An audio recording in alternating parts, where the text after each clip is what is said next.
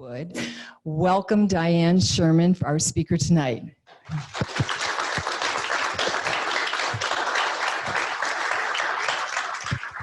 Thank you. Can you hear me? Okay. This is a new mic for me, so it's lovely to be here. Do we have any NDEers in the audience? Welcome. Okay. I want to thank Arizona Ions for bringing me in and giving me this opportunity to share my story and my thoughts about my experience and what I've learned and how my life has changed for the better because of it.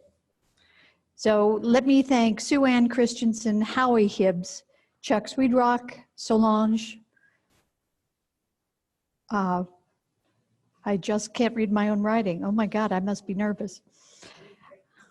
Monet, sorry, Solange Monet. And it's such a beautiful name, I should remember. Okay, let's talk about death. For me, it's a funny subject. For most people, it's a terrifying subject, but for me, it's not. It's home for me. It's something I understand. It's something that I'm looking forward to, as strange as that may be. When I had my near-death experience, I did not want to come back in my body. So now that I'm at the age where I'm closer to having one, you know, to having death, to having the end of life, you know, it's kind of exciting. Because when I had my NDE, I was in my early 30s. And I didn't have a choice. I was not able to stay. So Haruki Murakami, who's a very wise writer in Japan, says that death is not the opposite of life, but a part of it. And I think that's what NDEers realize. It's just part of the cycle, you know? I don't understand why we are so afraid of death and dying, but I know as a society we are. We are clinging and holding on to life so dearly. And from my perspective, you know, it's different than, of course, everybody else's perspective, because you're having a good life, you're loving your families and your work and your whatnots, and you don't want to let that go. But I think for a lot of people, they think that there isn't anything better when they leave. And one of the things I'm hoping tonight, if you don't get anything else, is that you'll have an understanding, or at least an appreciation and a trust, that there's something so wonderful to look forward to, that it's not the finality of anything. We continue on, just in a different form. You know, if you think about it, there must be a finite length of time for life. We have other things to do. And there are other souls who are wanting to come in, so we have to make space. So that's part of how it works. So instead of being terrorized by this natural phenomena that we're all going to experience, we need to trust, really find trust, that this transition is really something to celebrate, not something to be terrified of, because that's all it is. It's a transition from this body to another form. It's not the loss of you in any way. It's just a transition. And we don't understand it, having not had a near-death experience, because we have no reference point. But those of us who've been on the other side come back to say, it's okay, guys. It's safe. It's loving. It's wonderful. So let me share my story. Early 70s, I was in Acapulco with my husband. And we were on vacation. And we both loved being near the water, and we lived in California, so we had the Pacific Ocean, but it's cold. You know, Acapulco is really nice and warm, like Hawaii is nice and warm. So we were enjoying the waves and being in the water, and we had friends with us. And this one particular day, we were spending a lot of time, but all of a sudden the surf started to change, the waves started to get really big, and the undertow was really severe. And my husband was from Italy, and he had played a lot of water polo. So for him, it was fine. He could handle it. But for me, it was a little scary. So I decided to get out of the ocean. And as I was walking up the beach, because the beach was up above, as I'm walking up the beach, a huge wave hit me from behind, shoved my left foot into the sand, at the same time pulling me around into the water. In that moment, I dislocated my knee, and I was in so much pain. All I could do was hold on to my knee and kind of cry or yell or whatever it was that was coming out of me. I was just in abject pain, and I couldn't right myself. I didn't know what to do. You know, I couldn't manage the water. My hands were holding onto my knee for dear life. It was like it was going to go flying off. Well, luckily, my husband saw I was in distress, and he pulled me up and out and got me onto the beach. And our friends took me to their chiropractor, which was really kind of them because, of course, we knew no doctors in Acapulco. So I met this lovely chiropractor who was not speaking any English, and I had very little Spanish, and so we're sign language communicated with each other. And he got me to this leather table, and the one side of the table behind me had some rungs on it, metal rungs, and he motioned to me to hold on to the rungs, which I did, trusting this man. He grabbed my foot and ankle, and he went like that to pop my knee back into place. And he did a major amount of damage when he did that, and I passed out at the same time because the pain was so incredibly severe. I had chip bone fragments, a blood clot. He had torn all the cartilage off. I was a mess. So made it back from Mexico to California. Did not have surgery at that time. Went and got blood clot and all that stuff repaired. Bone fragments stayed in, and you know the cartilage was what it was. But they were doing the major patella surgery at that time, and I just, at 25, was terrified of having that. So I opted to wait. Well, I waited 9 years, which was a long time. So here we are 9 years later. And at that time in my life, I was at a real crossroads. I was now divorced from my husband from Acapulco. I now had a child. And the work that I had done for so many years, 15 years, as a model, I could no longer do. At that time, being in your mid-30s, you were kind of over the hill. So I was in a real dilemma. I didn't know what to do. I was kind of knee-jerking, no pun intended, but every pun intended, because it all has significance. I was knee-jerking, trying to figure out what was happening in my life, what to do. My mother had died the year before. My father had died 10 years before that. I really didn't have anybody to counsel me or support me to figure this all out at this point.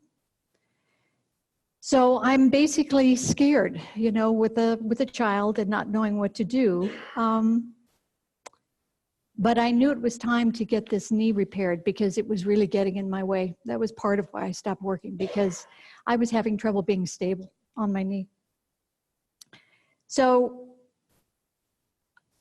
you know, I decided I was in such dire straits at this point that I kind of needed to go to church and just pray and see if I could get some counseling, get a sense of groundedness and well-being, just get a sense of the all rightness in the world, because I wasn't having that.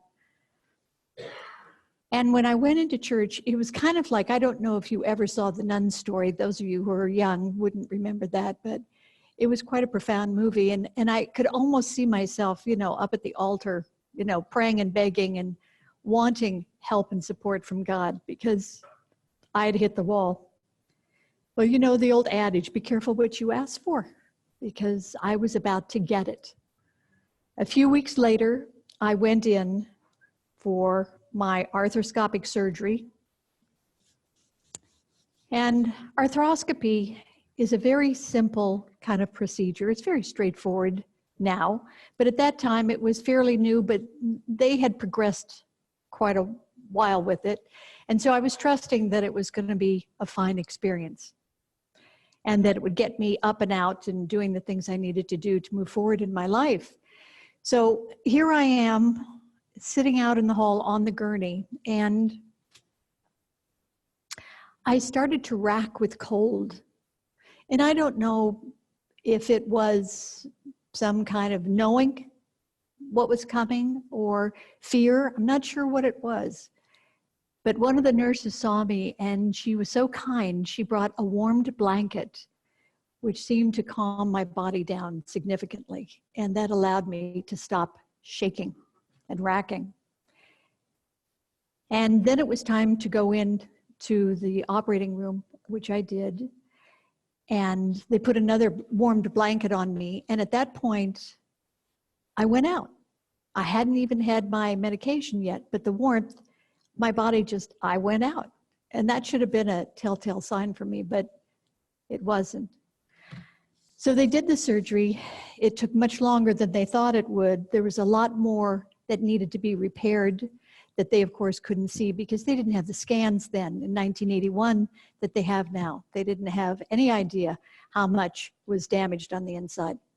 And of course, all the years that I'd waited didn't help either. So I'm on the table an hour and a half longer than I was supposed to be, which meant an hour and a half longer with drugs. So all went well. They fixed everything that needed to be fixed. He even did a procedure he said was new for him, but he trusted he could do it, and it worked. And so here I am waking up in recovery. You know, you're kind of disoriented and all of that from having drugs and general anesthesia. And I'm just starting to notice that there's some kind of commotion going on next to me. And I kind of didn't want to know what was happening next to me. I was trying to kind of stay in my own space. But I'm hearing them say to this person, Dianne, Dianne, Dianne. And I'm thinking to myself, that's so weird, we have the same name. So a little bit while, it continued on for a little bit while, and I'm seeing that there are more people coming in and they're doing more things. And I'm thinking, I don't want to know about that. Next thing I hear is the doctor saying, Dianne Sherman, come back, Dianne Sherman. And I'm thinking to myself, holy smoke, that's my name. They've got us confused. They've got the wrong patient in the wrong place doing the wrong thing. What's happening? And I'm waving my hand saying, hey, I'm here. I'm Dianne Sherman, and I'm okay. What's happening? And they're not paying any attention to me. And I can't figure out, why aren't they answering me? Why aren't they paying attention to me? And then I thought, well, you know, they're trying to save somebody's life. They've got bigger fish to fry than to answer my question. Next thing I know, I'm standing at the bottom of her bed, looking up at her, watching them working on her. There are 4 people working on her. And I realize it's me. And the weird part of that is I didn't have any connection to her at all. She had nothing to do with me. It was almost as if somebody said, pass the salt. It was that neutral.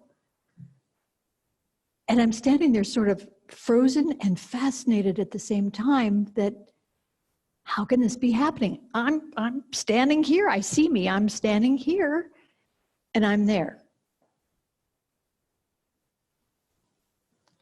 And in retrospect, I'm always fascinated by the fact that my brain is not saying, oh, you know, being afraid and worried. And there was none of that. It was just sort of idle attention to what was going on, because there was nothing else going on in the room. So my attention was taken there. Next thing I know, I am up in the corner of the room looking down over what they are doing to her, me. And it's the same feeling.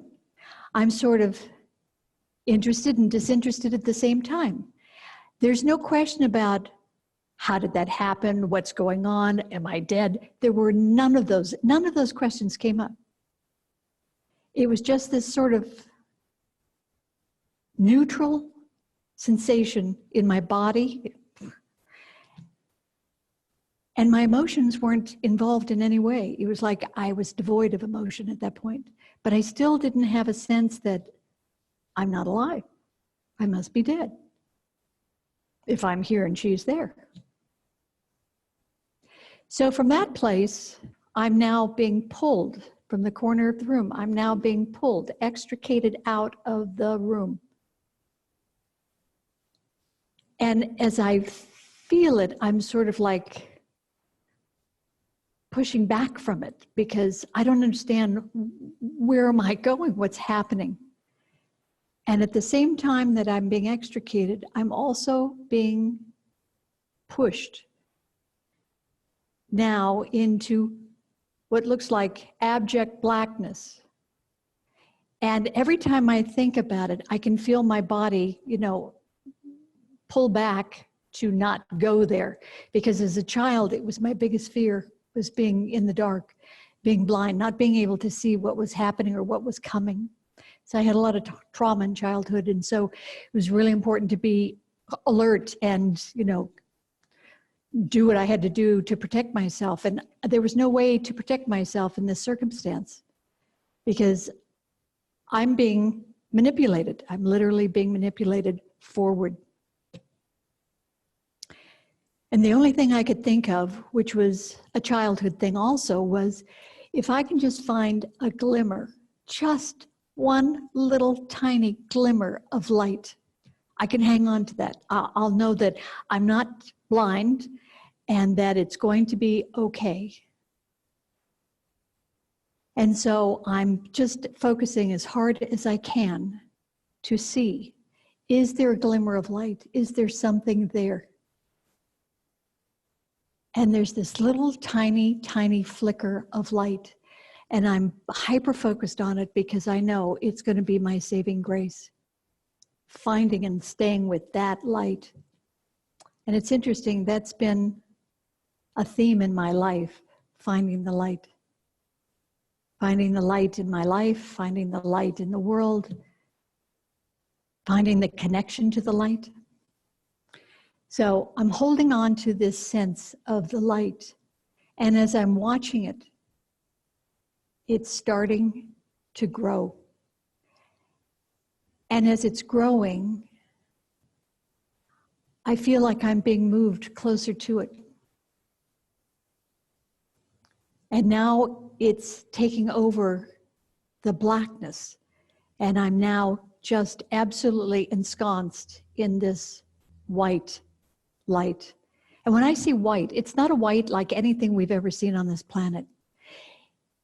It's so bright you would think that it would blind you. And yet there's no need for dark glasses. There's no need for squinting. There's nothing. It's brilliant. It's luminescent. I don't even have words to describe what it is. But as it's now taking over everything, I'm starting to feel feelings. I'm starting to feel calm. I'm starting to feel somewhat all right. And now I'm moving further and further into this light. And you must remember, in 1981, there was no talk of near-death experiences. There was no talk about going to the light and all of that. We didn't have that reference point. So I don't know where I'm going. I just know that this part of the journey is feeling a lot better than that part of the journey. And I'm moving into the light. And all of a sudden, the light starts to separate. And as it's separating, it's like right out of a movie. As it's separating, I'm floating, literally, and that was a part that I noticed, that I was literally floating above ground, whatever that was, floating in the center of this light. And what appears in front of me are two rows of what look like monks in monks' robes with the hoods up, brown monks' robes. Now, I was raised Catholic, 12 years of Catholic school, even thought about convent school at one point in time. Thank God I didn't do that, but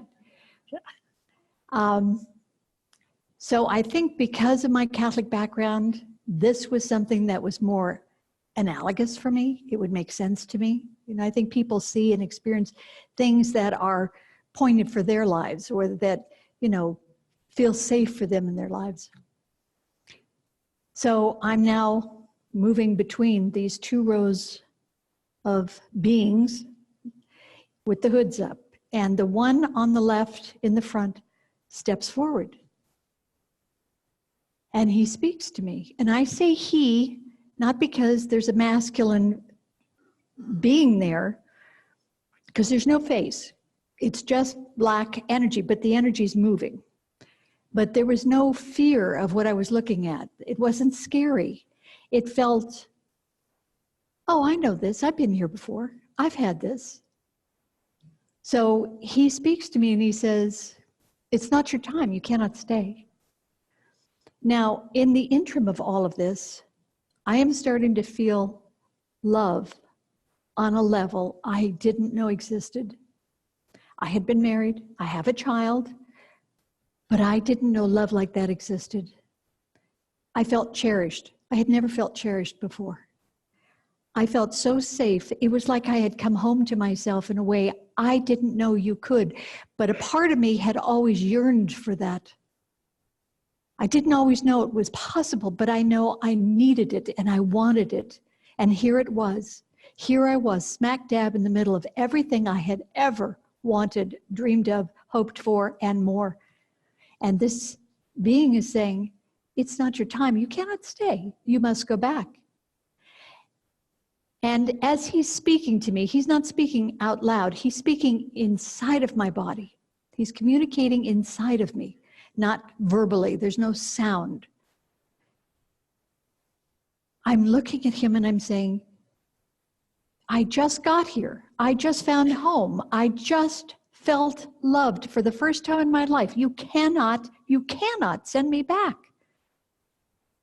And I don't know how long we bantered back and forth on that. But he finally looked at me and he said, you have a child. You must go back. It is not your time. And I'm struggling to think, who is going to take care of this child? My parents were both dead. My sister was not emotionally stable enough to be a parent. My husband was my ex-husband for a very good reason. I didn't have an alternative for her. I didn't have someone who would love her on the level that I wanted her to be loved, that I felt she deserved to be loved, that I would have done for her. And in that moment of thinking about her, back in my body. Now, to this day, all these years later, I don't know if I chose to come back for her or if I was just sent back. I'm hoping I chose, but I don't know. So I awakened in my hospital room and I didn't have any pain. And I had a woman roommate who had had arthroscopic surgery, and she was in severe pain, and she had had very little done compared to me, because they should have done the full patella, but they didn't know that when they started. And she needed lots of pain medication, and I needed nothing. As a matter of fact, they got me up walking that night on crutches. And I went home the next morning. And the doctor said he had never seen anybody heal that fast. Now, what I didn't know when I got home was that I had had a near-death experience. I didn't know what had happened to me. I did know that when I was around other people, especially in a restaurant or a place that was populated, I was hearing everybody's voices. And I'm not talking about their speaking voices, I'm talking about their internal voices. And I was feeling all of their pain and suffering and joy, but there was more pain and suffering than joy. And I thought I was losing my mind. I thought I was becoming psychotic from the experience. And I didn't have anybody to talk to. I couldn't go to my priest. If I told my doctor that I was hearing voices, he would have thought I needed to be committed.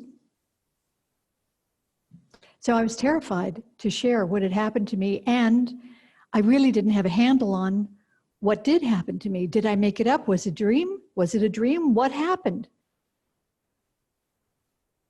Well, I happened to hear somebody speaking about a death story, and listening to them speak about it, something just clicked inside of me, and I thought, oh, okay, I get it. Now I understand. So I knew I had to go and find people who could help me deal with the emotion that I had about it, the lack of clarity and sense of sanity that I needed to have. And I found a wonderful woman who taught me how to meditate, because one of the things I said when I started having conversations with the universe was, okay, if I'm going to be here, I'm going to have to tap into some of that. And if I can't tap into some of that in some way or other, I'm not going to stay. Because once you've been out of your body in that bliss state, getting back into your body feels like crap. Literally. It's tight. It's uncomfortable. You're so expansive when you're out of body. You are so expansive. And you have access to all the knowledge there is. All the knowledge there is. And when you come back into human form, it's finite. You're limited in so many ways. And of course, there's no ego when you're out of body, which is a yummy place to be. So I found this woman who taught me how to meditate. And in meditation, she would talk me into meditation. I could feel connection, because I needed to feel the connection to my own heart. That was the part that was missing for me. I was not connected to my own heart. I didn't even know you could connect to your own heart. I knew I loved people. I knew I, cared about people. I didn't know I was supposed to care about me. That was a whole other story that I had never heard. I grew up in a family where my mother, it was all about everybody else. Don't be selfish, be of service, don't be selfish, don't look in mirrors, that's ego. There were all these things where you were taken away from yourself instead of learning to nurture and appreciate yourself. So this wonderful woman taught me how to work with crystals. And we had these journeys inside of crystals. I mean, it was the most bizarre stuff. I had never even imagined you could do all this playful stuff that I learned to do. And it allowed me to find my heart connection and to tap back into the magic. And sometimes the meditations were so divine. It's all I can say. I could feel that love coming through. It would be humbling, and I would just sob that it was there for me again. What I didn't know is that we can all do that. You don't have to die to experience that. That's open to all of us. So I also learned to do automatic writing with Mother Mary at that point, and that was very profound for me, because there was so much healing for me in her words. She was educating me out of my script, out of my pain and suffering, out of my negative thoughts about myself and the things I'd been through, because I'd had a lot of trauma growing up. And her words were so loving and so supportive in so many ways. It guided me to a different mindset. It allowed me to change my perceptions about life. And a statement that I use a lot is, I truly had to die to get a life. And I did. I didn't have a life before this. I was a victim. I was a consummate victim. Life was happening to me. It was not happening through me. I had no concept that I had the power to create a life for myself, that I had the power to, through what I believed, to change what I was going to experience. I had no idea I could write my own script and bring that to fruition. I thought, this is your lot in life kind of thinking. That's what I grew up with. And I had to have this experience to learn that there's a whole other world available to us. Now, being Catholic, it was all about heaven and earth and being punished and all of that. And one of the things I learned on the other side is there is no judgment. None. Absolutely none. And that was such a revelation for me, that there was no judgment. How could that possibly be? All I lived was judgment and fear. But having been there, I realized it's a non-story. There is no judgment. There's only unconditional love. That's all there is. Doesn't matter who you are, what you do, what you think, whatever chaos you might create in the world, it doesn't matter. You're still loved. You will always be loved. And there is no heaven and hell on the other side. There is hospital, there is education, but there is no heaven and hell. That's here. We all know that we have our moments of hell here. We all know that we have our moments of great joy here too. That's the heaven and hell.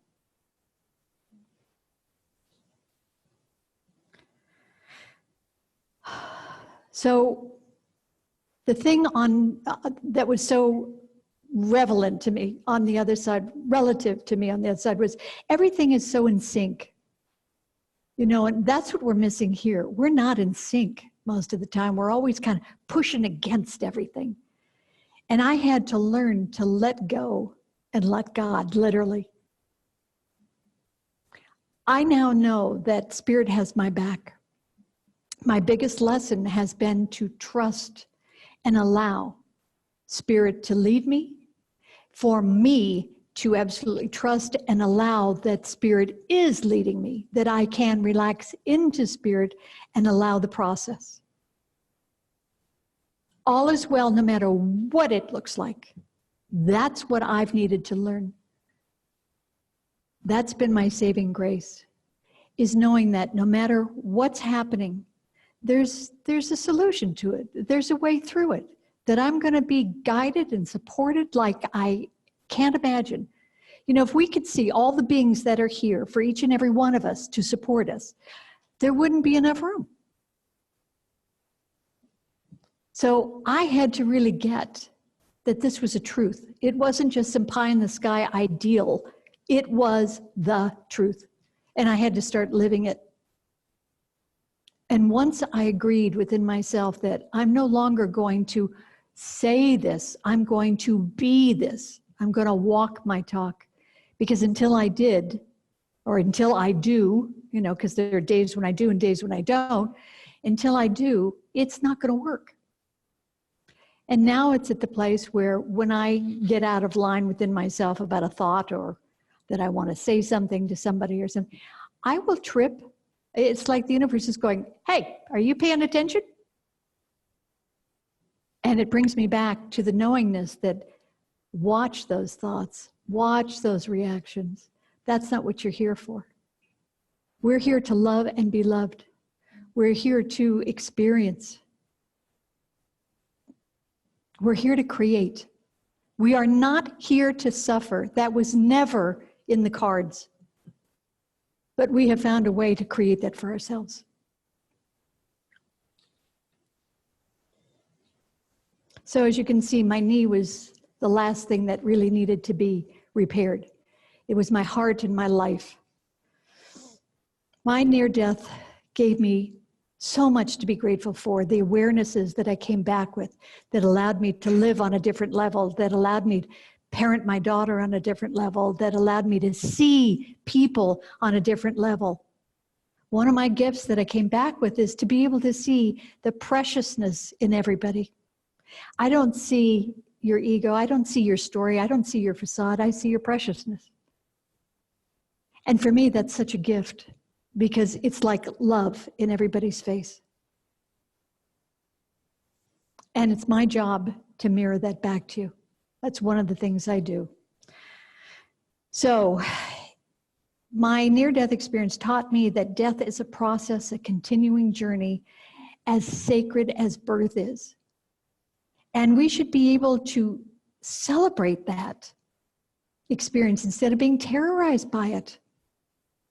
It's a grand graduation to a whole nother level of ourselves. It's not the loss of anything. One astrologer said to me when he read my chart, and it was very odd to me at the time, this was many years after my near death, he said, "Oh, you've got that thing in your chart that says you want to give the good news." And I thought, the hell is that? And then I realized I had to start speaking this stuff that I was feeling and learning. That was the good news, was to let people know there's no reason to be afraid. We need to embrace life and death fully and completely and know that it can be joyous and uplifting and wonderful and an experience beyond anything we know. Because we've got the support to go through everything and anything. And we don't have to have it all figured out. You know, the universe is not waiting for us to get everything done and get it all right. They don't care. They love us. They just love us. And that's a hard concept to take in because none of us felt as children that we were fully loved and appreciated and acknowledged. So how can there be this greater universe that does that for us? All I can say is when I say it to you, see how it feels in your body. Is it a truth for you? Could it be a truth for you?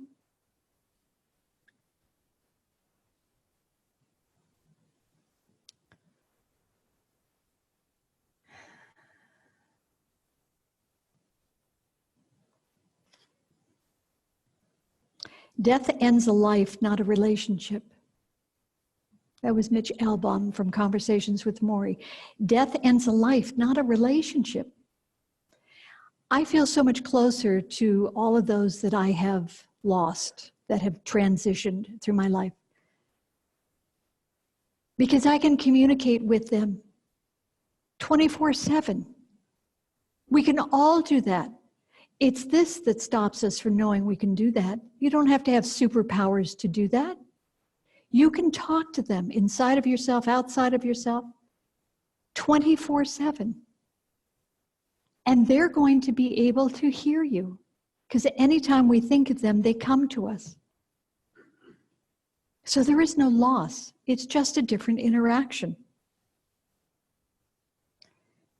I can always speak to them, my thoughts and my words, because they're available 24/7 if need be. There's no time or space between us except in my own mind, my own ego that's trying to control it. And now that they're on the other side, there isn't any angst or worry about how they will receive me or respond to me. And how different is that than your regular relationships? You know, we all worry about, am I acceptable? Am I loved? Am I this? Am I that? For those on the other side, they love us unconditionally because they're on the other side. They appreciate the struggle we're going through because they had their history. There are no limitations here, guys. No limitations to what we can experience, to what we can know. No limitations. It's just about how much time and effort do we want to put into finding out, growing up, growing spiritually, growing in allowance. You know, I live in a senior community in Northern California, and I see a lot of folks who haven't done homework on themselves at all, and they've kind of become caricatures of themselves. And the thing about working on yourself is it allows you to be more fluid in the world. It allows you more wiggle room to accept life and flow with life and have fun with life. You know, somebody once asked me, why are you happy? What makes you so happy? And you know, there are a lot of reasons, but I looked at them and I said, because there's a party inside of me. And that party is the knowingness and the experience. Oh, no, you didn't. Oh, yes, I did. Thank you, sir. My hero for the night. I appreciate it. Yes. I don't even know what I was saying because a lot of the time Spirit's speaking with me. Thank you. Thank you. Thank you. I'm glad somebody's tracking because I just was gone. Okay. And it's the truth. You know, I can stand back and get tickled by so many funny things, and it doesn't make sense to the person next to me, but that's how I'm wired now. You know, it's like money is totally different now than it was before I had my near-death experience. I know it comes. I know it's there. I know it's flowing. I know my needs are met. I used to balance my checkbook every little cent to the penny. Now it's like, okay, I know that's there. That's taken. Okay, that's a, because I know Spirit's got it handled. There are times when there's more money in my checking account than I'm supposed to have. And I just go, thank you. I guess there's something coming that I need to have that for, so thank you. And once I allowed myself to step into that place, it all got handled. Because fear was the biggest thing in my life.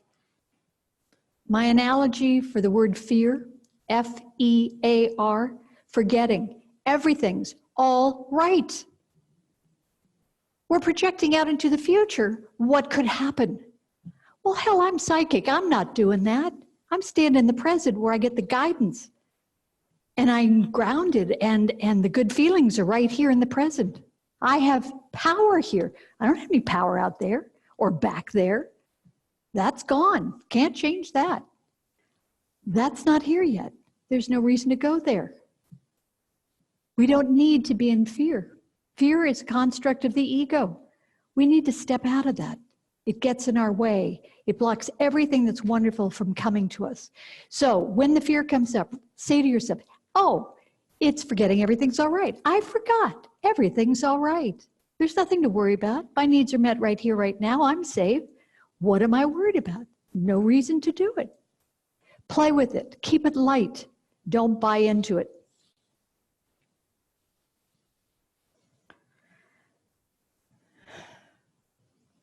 I didn't know how much power I had before my near-death experience. Power to create my life, power to feel differently about things than I was feeling about things.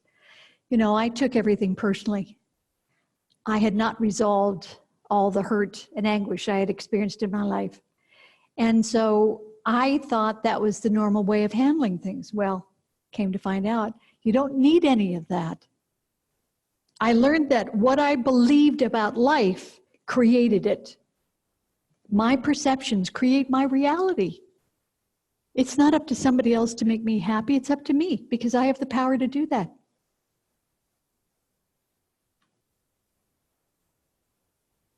I've learned how much support and direction there is for all of us. And I do mean direction.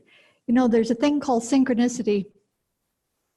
Chuck and I were talking about it earlier today. Our lives are fraught with synchronicity if we would just be in the present enough to see them. And that's the magic. That's the stuff that makes you feel good, is the synchronicity. That's the stuff that makes you say, oh boy, I'm so glad I'm here, which was a big deal for me. I wake up every morning in gratitude that I'm here, that I'm able to have the life that I have created, that I have learned about, that I have worked at. I love my life. I have amazingly wonderful experiences and people in my life. And I'm in gratitude for that. And the more grateful I am, the more they show up, because that's how it works. It's not that you have to kill yourself and work hard to make it work. You don't. You have to allow and trust and love yourself. The universe is conspiring on my behalf, and I'm learning to relax into it and to trust it. I touched on that before, but it's such a big subject. It's really believing that this is so for yourselves, not because I'm saying it. You know, one of the things I tell my clients is, nobody knows better for you than you. You're the one that's in there. If you hear somebody say things to you and it feels right inside of you, then it is right for you. If it doesn't, then it's not yours. Always trust yourself. You're the best friend you have, hopefully.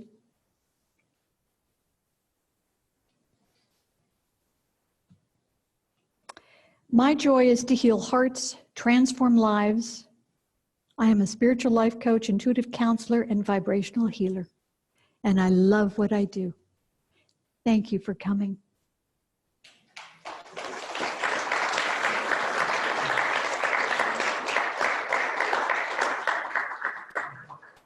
I didn't know because we didn't talk about it. Well, besides that, if you wanted any spirit stories. Would you guys like to hear some spirit stories? There you go. Okay. Okay. So I have a very dear friend who lives in England, and we've been friends since we were in our early 20s working together in San Francisco. And she has this divine, it's a pig farm, but it's a divine 15th century house. And she's an interior designer, so it's been spectacularly redone.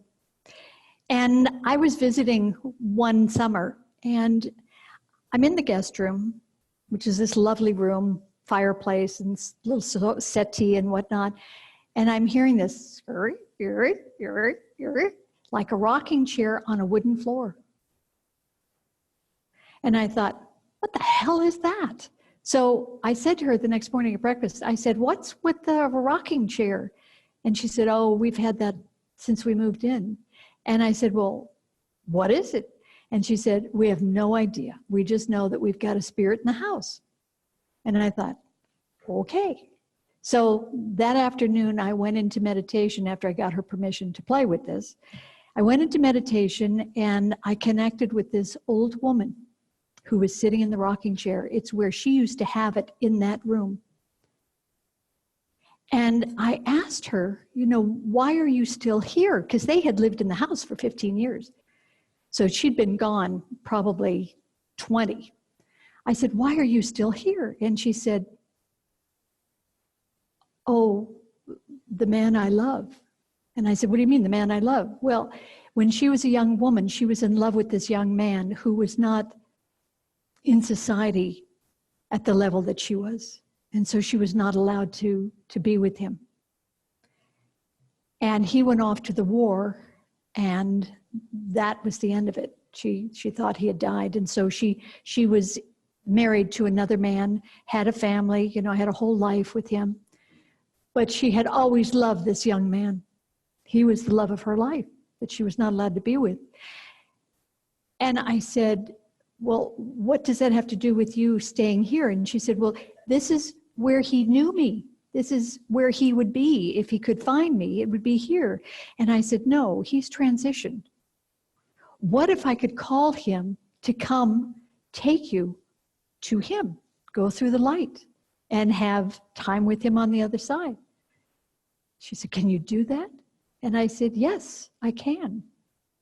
So I called him in, and he came in as the young man he had been when she fell in love with him.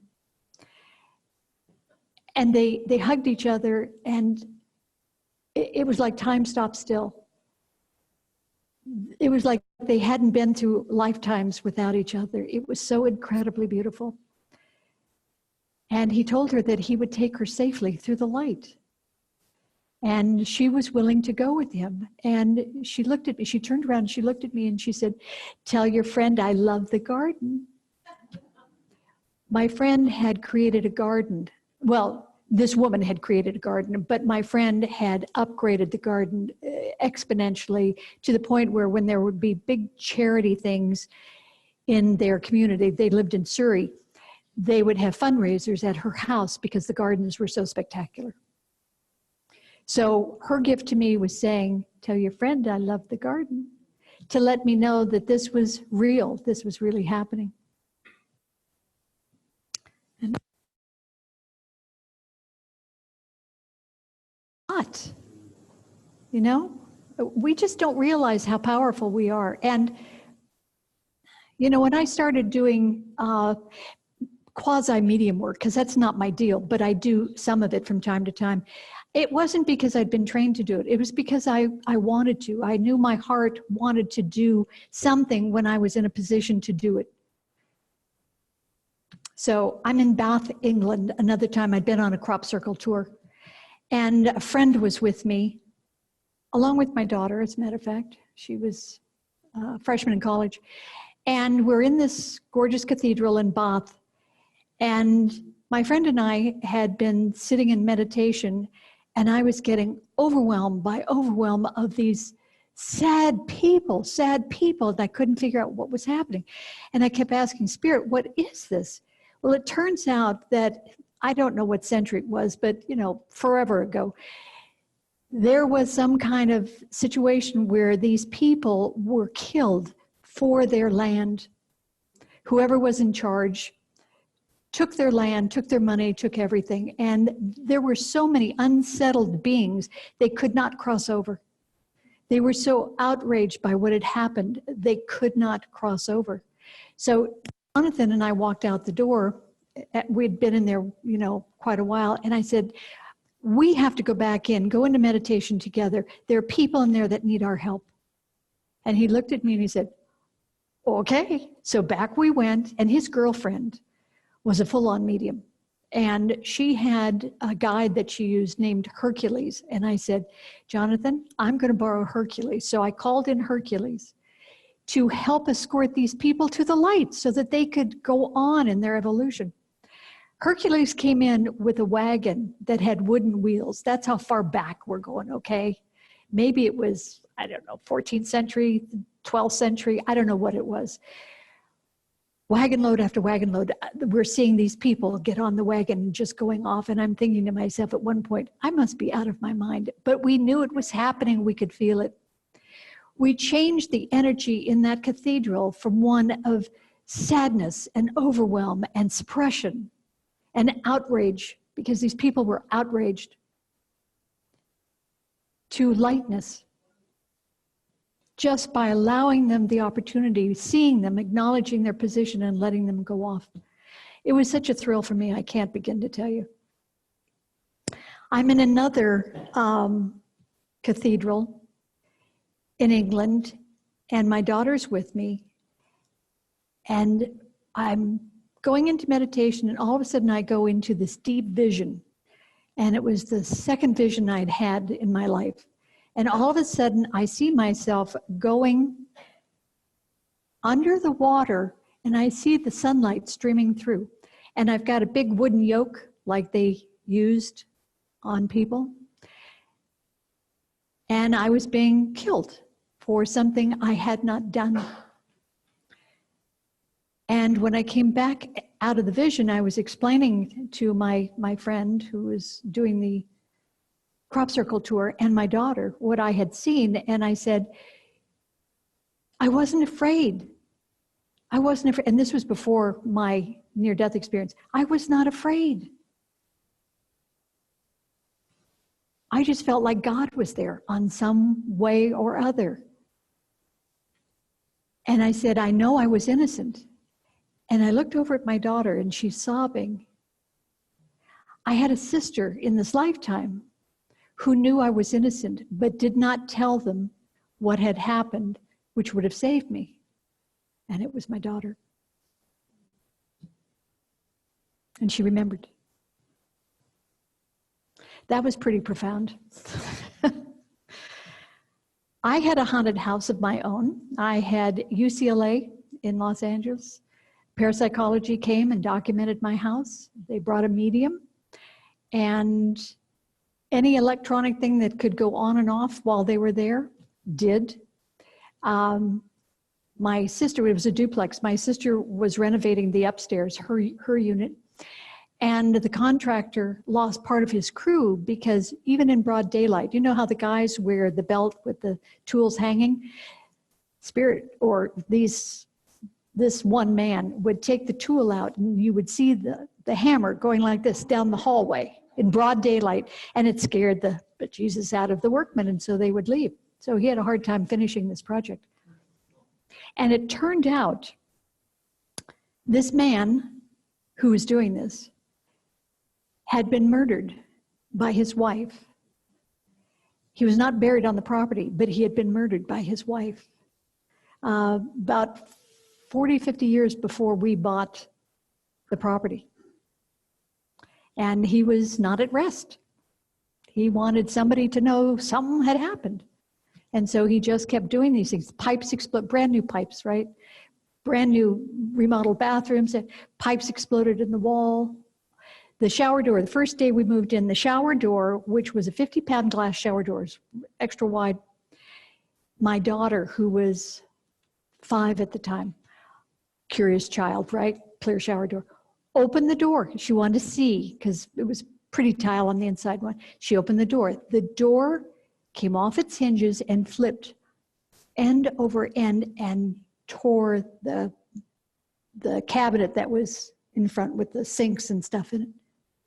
Never touched her. Never touched her. Could have killed her. Little 5-year-old kid.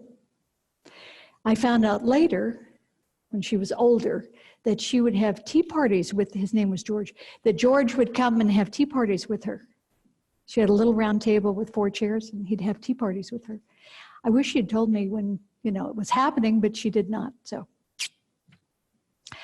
At one point, my husband, second husband, wanted to get a house in the desert.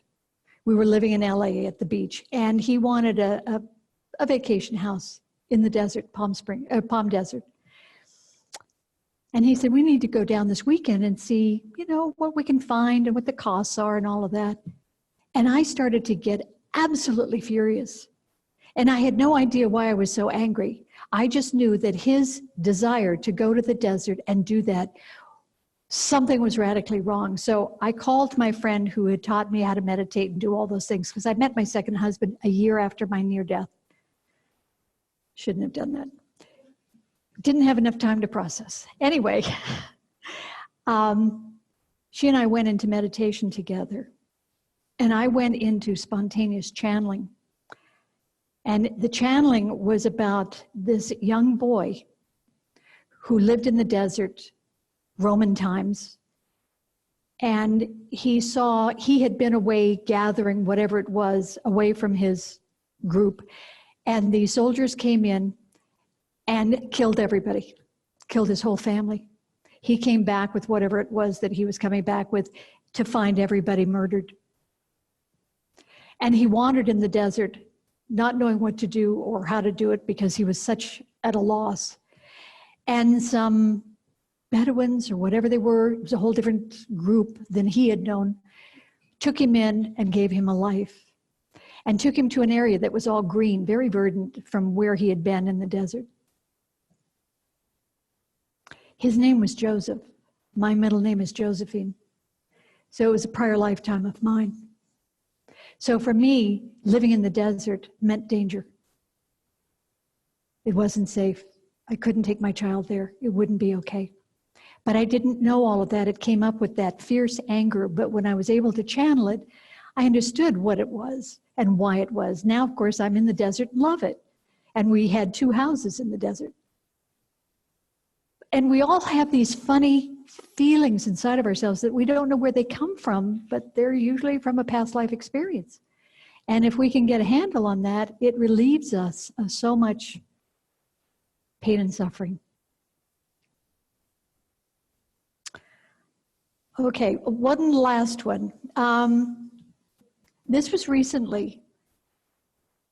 I have a tendency to attract people who have not crossed over. I don't know why. I keep asking people who know more than I do, what do I need to do? And I keep shutting it down and trying to make it better, but I still do it. I will wake up with a face right there. And it's like, talk to me in the daylight. You scare the crap out of me when you come at night. I'm not interested in that. I can't deal with that. I see people coming through my window. It's just, it gets to the point where it's almost funny, except it's still scary. But I had this feeling going on within me, and I couldn't resolve what was happening. I know how to clear myself and do what I need to do to be okay, to right myself. But this time, it was a couple of weeks. It was just, I had these feelings. I was having these thoughts. I was seeing things that weren't for me. I was having dreams, the kind I've never had. And I thought, I got to get some help. I do have lovely people who clear me up and clean me up and get me going again. And I called Wayne, and I said, Wayne, something's radically wrong with me. I don't know what this is. And he checked into me and he said, you have a man who has not crossed over, and he's gotten disoriented, and he saw you, thought you were his wife, and he climbed on the back of you. And he said, he's very controlling. I said, you not kidding. That was what was going on. He was controlling everything, and I'm hearing all this dialogue, and I'm thinking, what is that? Well, he thought I was his wife, and it was a safe thing to attach to me, that she would get him where he needed to go. Well, we did. Wayne got him off of me. He talked him off of me, and he talked him into going to the light, which was great relief for me. So you can see how thin the veil is. You know, we can have attachments, we can have company, we can have guests, we can have a lot of things. And sometimes it's weirder than others, but it's always safe. You know, it's not something to be afraid of. So we're all in this together, the other side and our side. And we just have to relax into knowing that it's all okay. No matter what it looks like, it's all okay. Thank you. Any questions? We do have a mic, so if you do have a question, please use it. And it is always good to get it close to your mouth. Hello, welcome. Thank you. Two questions there. They're short ones linked together. Although it's not significantly important to me because of my own background, but I was curious what tradition of vibrational healing you work with. And the second one was, what did you really feel, or were you impacted in any way by visiting crop circles? Crop circles first, okay? Okay. One of my favorite places to be. And I'm lucky enough to have known people who were right in the thick of it. Crop circles are an amazing thing. When you stand, you know, they go in a certain direction. If you try to walk against that direction, you feel like a salmon going upstream. You literally feel pushback. It's uplifting. If you take credit cards into a brand new crop circle, it'll strip the magnetic strip on them. Helicopters will not fly low over new crop circles because it'll ruin their instrumentation. They're very powerful. Really, I've never heard of that, of all the research I've done. Just, and I even, you know what I mean, these shows also, you know, what's it called? You know, Hidden Aliens and all of that stuff on the History Channel. This is strange. I'm just saying it's interesting that I never heard that particular aspect described. Well, that's TV show. I'm talking about, you know, crop circle symposiums and stuff like that that are held in England and other countries that are just for people who are really there for the crop circles and understanding the crop circles and sharing the information from them. It's not sensationalized like the TV stuff is. Crop circles, I have a video. And when I first saw this video, and it was from the crop circle symposium in England one year, when I first saw this video, I thought, this is incredible. What it was, after all the discussions back and forth in this video, they had special infrared cameras outside because crop circles often comes just before dawn. And all of a sudden there was a ball of light. We now see orbs a lot. At this time, because this was 20-some years ago, that wasn't something you saw, this ball of light. And the next thing we knew, and it was kind of moving here and there, dancing a little bit, is another one comes and then a third one comes. And they're doing this kind of thing. And the next thing you know, you go, and it's there, the crop circle's there. And when it happened, every hair in my body stood up. I mean, I had a visceral reaction watching a video. I could feel it happen. So anybody who says they're all man-made, it's not my truth. It's okay for them, but it's not my truth. I spent hours, I spent 2 weeks going through them, sleeping in them. If you eat a little bit of the, whatever the crop is, you know, just a little bit, it makes you high. Oh, it's incredible. And the baby green shoots are never damaged. It doesn't destroy the crop for the farmer. It's done with such care. Machines can't do that. There's so much intention. They're trying to get our attention and elevate us. That's my take on it. What was the first one you asked me? The tradition of vibrational healing you work with, and how long have you been doing that? I've been doing that for almost 20 years. I use codes and frequencies that were downloaded on me, in me, to me. Okay. Thank you. You're welcome.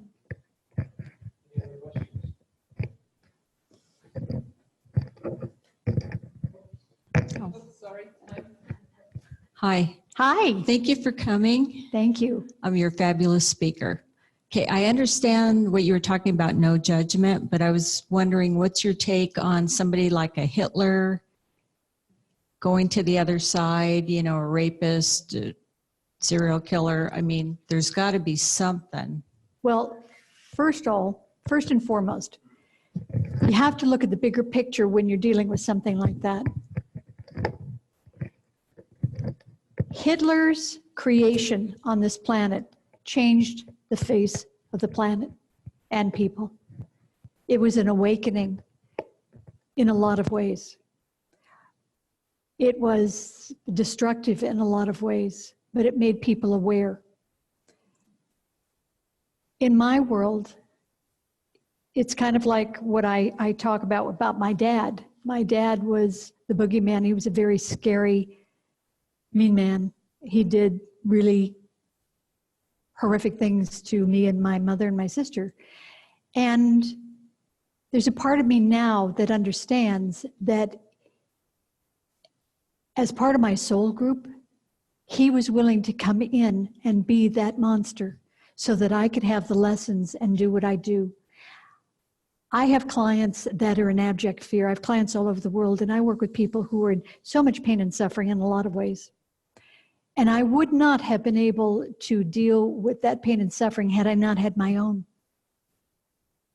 I can hold the space for them to heal themselves. If I hadn't had my father's experiences and other experiences, I wouldn't have that capacity. So I honor at this point in my life, what he did wasn't okay. It's not about agreeing that it's okay. It's never okay. But I understand why he did it. He was willing to come in and be the monster.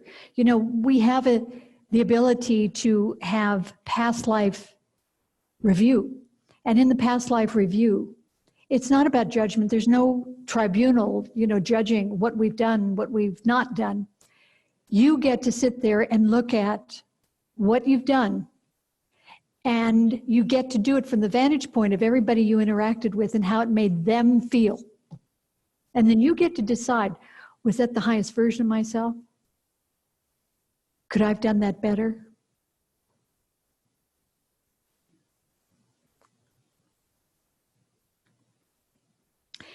There's always a higher purpose in everything. You know, politically, California is going through a lot of turmoil with the federal government right now, but my understanding is that the president that we have, and I in no way like him or appreciate him, but I do understand spiritually that he came in to show us a lot of things that we weren't aware of. I had no idea that Middle America or lots of Americans were hurting, were really feeling left out.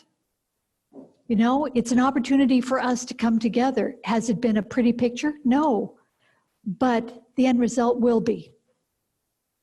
And I'm holding out for the goodness because love always wins.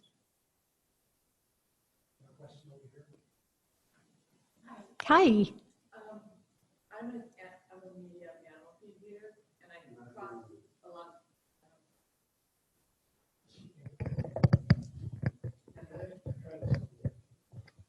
Test, test. Oh. Hi, Hi. I'm an animal communicator, intuitive medium, and I cross a lot of spirits like what you're talking about because animals see them. Sure. And they tend to gravitate to where they saw somebody they knew leave, and so they come in. I also have a lot of stuff outside my bedroom window at night. When I first started speaking, I came home and I had 2 UFOs that looked like Simon machines and about 20 fairies. And the fairies stayed for about 6 months. Now I have something up further dancing that looks like a fairy, but it never comes closer, and I have a triangular shape. Do you have any insight into that? I always ask people that are connected if they could help me figure out what they are. I think they're there to give you information and to learn from you. They're watching you as a human being and seeing how you handle certain things and how you feel about things. So you're educating them, and they're there to give you downloads of information. So it doesn't feel like it's a dangerous thing for you. It feels like it's almost like high-level institution, beyond university level, kind of, very specific to your talents and gifts. So the triangle is there to kind of keep things grounded and to keep those energies, those dark energies that are wanting to come in, out. It's like, no. So, yeah, you are. Yeah, and you're very loved, and they're fascinated by you. So, yeah, cool. Question? Oh, our Sue Ann has a question.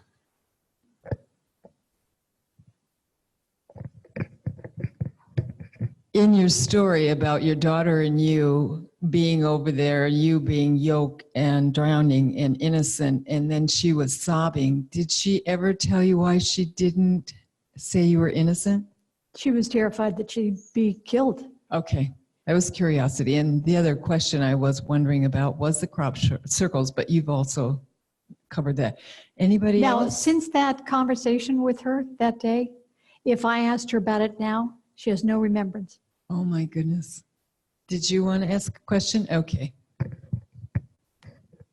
I just wondered if we could say a prayer for any spirits in the room now that could be assisted by the group of us all being here together in good, loving intention to give them on their way. Just a thought. Feel free to do that. If you feel guided to do that, do that. It means you have the ability to connect and do that. I don't feel the energy for that right now. For me, that I have to be in a specific place within myself to do that vibrationally. But I love your intention. I think it's great. And we have a question over here.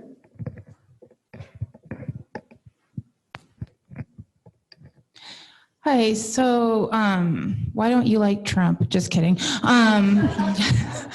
So I'm really terrified of death, and so that's why I'm here to kind of just hear your story, and it was really wonderful, so thank you. And when you describe how you saw yourself, I think what I've really struggled with around death is thinking that once I die, I'm not gonna know who I am. Like, I don't wanna lose that part of me. Oh, you won't, honey. You'll know who you are on a level you didn't know existed. You're limited to what you know now. You will not be on the other side. And you don't lose yourself. You just lose this vehicle that we are granted. That's all you lose. I guess I don't understand how that's connected to like past lives though, because if we have past lives and we live different lives, we don't know who that is. Like we can't go back and be like, yeah, I was it's all happening at the same time. It's not life after life. They're all happening at the same time. Okay. And one more question. What does Sure. crop circles have to do with all of this? Like I got lost in that. I was like, Well, there's fairies, there's crop circles. Like I don't understand what's happening right now. It's all, well, anytime you have things that are out of the norm, I think it all kind of plays in. It's magic. It's part of the magic in the world. The crop circles are, from ETs, but then that's a whole other conversation. And I have to tell you, I know that there are a huge amount of ETs on the planet who are here to support us, to learn to love, to learn to forgive, to learn to acknowledge each other, because we're all connected. Everything we say and do affects everybody. And so we need help from outside of us, outside of Earth, to come in who are wiser, who have we're a fairly new group, you know, to come in and sort of shore us up to help us get moving so we don't self-destruct. Is there anyone else that would like to ask a question? Okay, right here. This is our last question. So I'm curious about the evaluation that's not an evaluation, that you're just watching and you're not feeling like others are critical of you on the other side, but you are evaluating just your life. And my critical self goes, oh, I don't know whether I would want to do that. So I'm just kind of curious what your experience of that was. And when we look at all of our shortcomings. When you're on the other side, you have so much love and support to understand and be a part of what you're stepping into, okay? There is, as I said, hospital and education. You're never put in a position that's going to do you in. That's not what it's about. It's only educational. That's all it is. It's information giving so that you have more of an awareness of things should you choose to go again. If you choose to reincarnate, you want to have more of a sense of what's appropriate and what's not, so you can be the best version of yourself, so you can create the most joy for yourself when you're there. It's not about you bad girl. You know, there's none of that. It's all love, and it's wanting you to be happy. So you were out of that, so when you were experiencing that, you didn't have any of your earthly thoughts, you know. Repeat that. No. Repeat that. They don't hear that. Which part would you like me to repeat? They can't hear what she's saying. Oh, they can't hear what you're saying. So you were saying, I've lost it. Yes, well, you don't have ego. There's no ego on the other side. So there's none of that dialogue. So it's supportive. It's all supportive. You're going to be so taken care of. And you know, I want to say this too. When you see someone who's struggling to let go, they don't have to be in pain. Death does not have to be painful. It's the holding on for dear life that makes it painful. It's not the process itself, because spirit will just let go. When I was in Africa and I watched animals killing each other, I realized that as the gazelle was going to go down, knowing the lion was right there, the gazelle went out. Lion hit, but the gazelle was out. So it's the same thing for us if we allow it to be. We don't have to be in pain. And if you have someone who's having a problem letting go, if you have someone who's struggling to let go. Hi, Diane. We do have one question from the online audience. Oh, okay. And so if we could entertain that, it is, what is the best thing I can do to start developing a connection with my true highest self? That's a big question, but I will keep it simple and say, loving yourself and having an appreciation for yourself will allow you more of a connection to your high self. Because as we are lower vibration, we're not accessing our high selves. We have to elevate ourselves in our thinking to allow ourselves to have an understanding, be awake and aware. Does that make sense? Okay. Sometimes I hear myself and I'm thinking, what did I just say? Oh, sorry.